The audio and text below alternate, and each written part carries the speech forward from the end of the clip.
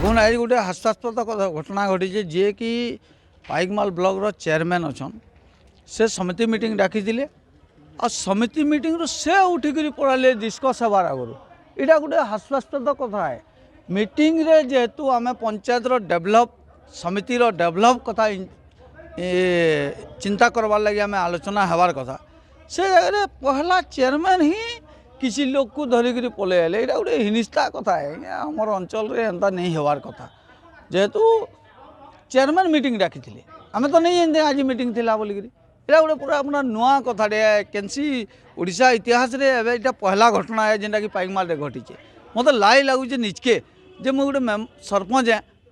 आ सरपंच समिति मान को लेकिन जिला परिषद मान को लेकिन मीटिंग है निजे चेयरमैन पहला उठिकी पलौछ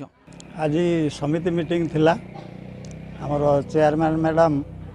मेसेज करथिले आ समिति मीटिंग अटेंड करबा को हम सब आज आसीथिलु समिति मीटिंग आरंभ रे चेयरमैन मैडम मोर निर्देश अनुसार काम होने बोली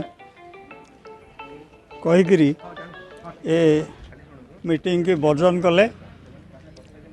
जोटा कि आमे किसी अनुमान करें एथरे उद्देश्य कौन जदि सी कहले ए सरकार टाइम रे पंचायत समिति पाइकमाल ठीक हिसाब से चलनी मो कथार चलुनी बोली से कहले तांकर एटा से अभियोग करके उठीगले किंतु आमर जहाँ फिलिंग बीजेडी सरकार टाइम रे जेन समिति मीटिंग होउथला सेथिरे सरकारी नियम अनुसार सरकारी निर्देश रे काम चालू नथिला ब्लॉक रो बोली आमर पर्सनल फीलिंग किंतु एबे ब्लॉक ऑफिस सरकारी नियम अनुसार सरकारी निर्देश अनुसार चलुची किंतु कौन सी पार्टी कि बीजेडी पार्टी रो निर्देश अनुसार चलू नहीं एटा तांकर क्षोभ एथिलागी से वर्जन कले बोली आमे फील करछु से गला परे बाकी आमे किसी सरपंच समिति सभ्य रहिलु आउ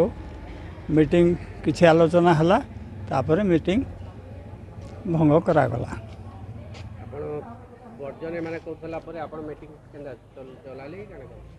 हाँ वर्जन पर आमे मीटिंग रे जहाँ सब आलोचना उन्नयन काम पे आलोचना जारी रखिलु आउ आमर आलोचना सरला परे आमे मीटिंग भंग करके उठिलु।